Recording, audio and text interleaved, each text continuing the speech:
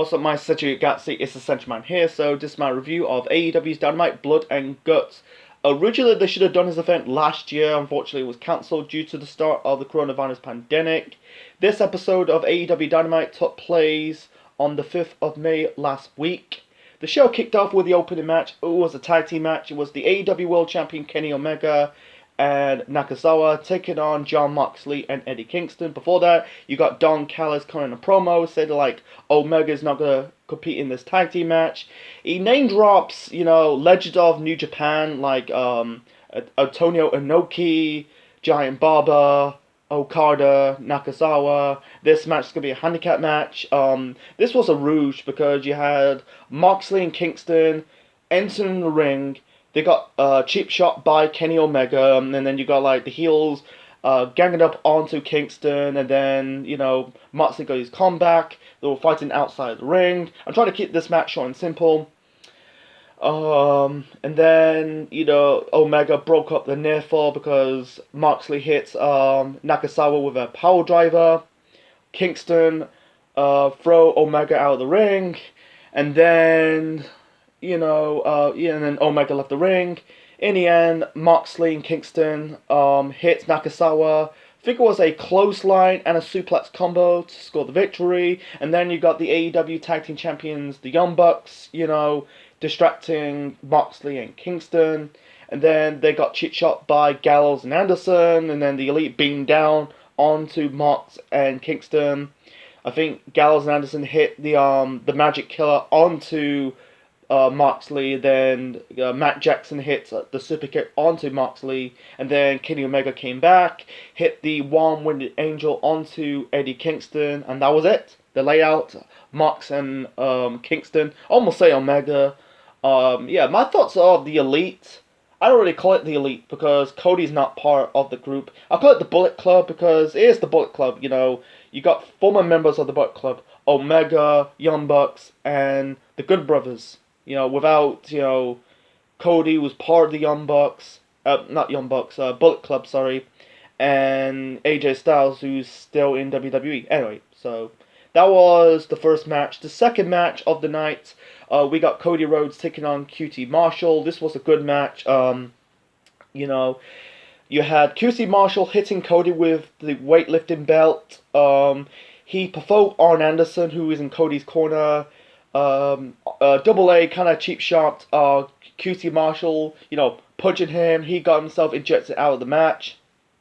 And then, the match was really good. A lot of near falls, like you had QT Marshall hitting Cody, a suplex off the top rope. He was about to hit, Cody was trying to hit QT Marshall a move off the top rope, but, you had QT Marshall hit Cody with a suplex off the top rope, followed by off a German suplex. A lot of near falls, Cody was going for the Cody cutter, but it was blocked by QT Marshall. He countered with a crossroads of his own. Cody kicked out. Cody hit the moonsault onto QT Marshall. He also kicked out, there were a lot of near falls. Anyway, there was a tease of a tombstone power attempt. QT trying to hit Cody with the tombstone power driver. Cody reversed it, trying to hit the tombstone, but once again QT reversed it again, and then Cody once again reversed it, managed to hit the tombstone power driver. QT kicked out. In the end, Cody locked in the figure 4 leg lock onto QT Marshall. He tapped out. It makes sense, right call, but I think a lot of fans are not really keen on QT Marshall. I don't know. He's an okay worker, but anyway. Afterwards, you got Anthony Ogogo came out of nowhere. Basically, cheap shot Cody, punch him in the gut, and place the Union Jack flag onto Cody, and that was it. And then we got the first segment on the show. We got Alex Maveres interviewing Scorpio Sky and Alex Maveres. The previous week, they beat down Sting, injuring his leg in the process, and then Scorpio Sky did like a reference to Batman, the Riddler reference. He compares Sting as a mosquito, sucking the life of the business. And he said Sting's outstays welcome, and the franchise bitch. And then Ethan Page talked shit towards Darby Allin, the TNT champion. He said like no one wants to hear about matches that no one watch. He brings up Darby's medical history, and then Darby cheat shot both Ethan Page and Scorpio Sky. The numbers game catch up towards Darby. Like one more of the match, not match, but it was a brawl. But one more of the brawl, yeah, Darby. They were really was climbing this ladder onto this balcony of the stadium, and hit the coffin drop off the ladder onto Ethan Page, and then Scorpio Sky hits Darby with the chair. Page and Scorpio Sky throw Darby Allin down the stairs. There's no stump double. Is Darby basically taking the bump? Kudos to Darby Allin. Some people compare him to Jeff Hardy. That'll be a dream match in the future. Darby Allin versus Jeff Hardy. They're both wearing face paint, and they're both daredevils. That'll be a dream match one day. If Jeff Hardy comes to AEW. The third match, we got Britt Baker DMD taking on Julia Hart. This is a squash match. Britt Baker got the victory, locked in the lockjaws onto Julia Hart.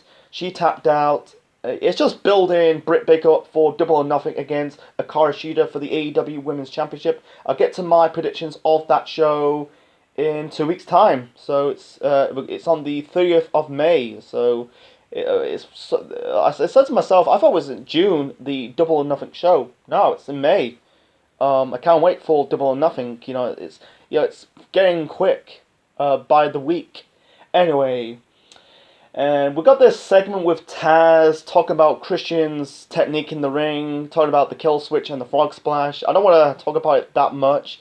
It don't really do nothing for me. Then we've got, I think this is a four-way tag team match. Winner face the AEW Tag Team Champions, the Young Bucks. We got the Varsity Blondes, Jungle Express. Let's see, you got SCU. That is Daniels and Kazarian, and the Acclaimed. The Acclaimed was talking trash towards the Varsity Blondes and Brian Pillman. They, said that like in 10 years' time they're gonna end up in Dark Side of the Ring. It's a bit of a low blow because I'm talking about Brian Pillman Jr. because at this time, Dark Side of the Ring did their first episode of their third season talking about Brian Pillman, his dad. It's a bit of a low blow. It's just it's the way to get cheap heat. Anyway, the tag team match, it was okay for what it is. Nothing special. Daniels and Kazarian got the victory. What's it called? I think it's called the BME they hit to win this match, and to face the Young Bucks. I think it's at the following week's episode of Dynamite. To me, why can't you just save it towards Double or Nothing? Save it on a pay-per-view, but not like put this random tag team title match on a random episode of Dynamite. That's just me. Then we got this video package towards Jon Moxley defending the IWGP United States Championship against Yuri Nagata. This will be on the 12th of May's episode of Dynamite. That'll be this week. And I said to myself, I never knew AEW is in this working relationship with New Japan. I know they're in a working relationship with Impact Wrestling, but with New Japan, holy shit, man, I never knew Moxley is still the IWGP United States Champion. I thought he figured the belt or dropped the belt when he went to AEW, but he's still the reigning champion. Fucking hell. He's won the title in 2019 and hold that belt for 2 years, It's just like, holy shit, man, My prediction for it, I could see, the Elite getting involved. I could see Nagata taking the belt from Moxley. That's my prediction for the 12th of May's episode of Dynamite. Anyway, so moving on to the next segment. The next segment, we got Tony Schiavone interviewing the AEW World Champion Kenny Omega, with Nakazawa holding the Impact Wrestling title. I think it's the world title and a different world title. I think it's the Omega title. I don't know what it's called. He said, I'm a very busy man, collecting world title belts, and then Schiavone talks about next week's episode of Dynamite, the match between Pac and Orange Cassidy, and then the Omega says about Pac and who? And you got Orange Cassidy showing up. The fans were trying to freshly squeeze. You had Omega basically talking shit towards Orange Cassidy, said about like, you're not championship material, You stole something from me. You know, basically he talked about his gimmick. He stole Orange Cassidy's shades, give it to Nakazawa. He puts it on Nakazawa's face. He said about maybe 10 years time when you mature, and left. So another prediction for the 12th of May's episode of Dynamite between Pac versus Orange Cassidy. Winner phase Kenny Omega for the world title at Double or Nothing. I'm going to go with Pac. Let's be real. I like Orange Cassidy, but I think Omega's kind of alright because he's not championship material, Orange Cassidy. I don't want to see him winning the world title belt, you know, putting the world title belt onto Orange Cassidy, you know. Like I said, he's not. I'm not keen on him. You know, he's a good worker, but I don't see him winning a world title or any type of title in AEW. That was a bad call. Have him putting over, beating Chris Jericho last year in their feud. You know, it's just like, come on now, come on. I think we got the final segment on the show. This was Miro. He talks about going to face Darby Allin for the TNT Championship because he's got a contract. And, fucking hell, we got 3 title matches of this week's episode of Dynamite. We got, I think it's SCU will face the Young Bucks for the tag team titles.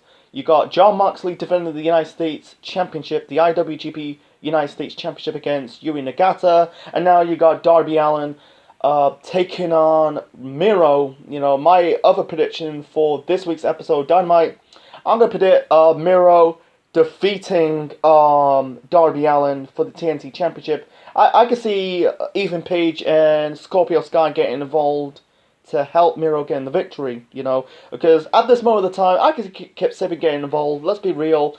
You know, I think this is going to be a feud between Miro and Kip Sabian, you know. That will probably set up the match at Double or Nothing. So, yeah, moving on to the main event. The main event, we got the Blood and Guts match. This is their version of War Games. We got the Inner Circle taking on the Pinnacle. Represent the Inner Circle, the members of Inner Circle. We got Chris Jericho, Sammy Guevara, Jake Hager, and Santana and Ortiz. That's the Inner Circle. As for the Pinnacle, we got MGF, Shawn Spears, and FTR. This was violence. You know, I think every member of the Pinnacle bled blood. They basically was bleeding blood.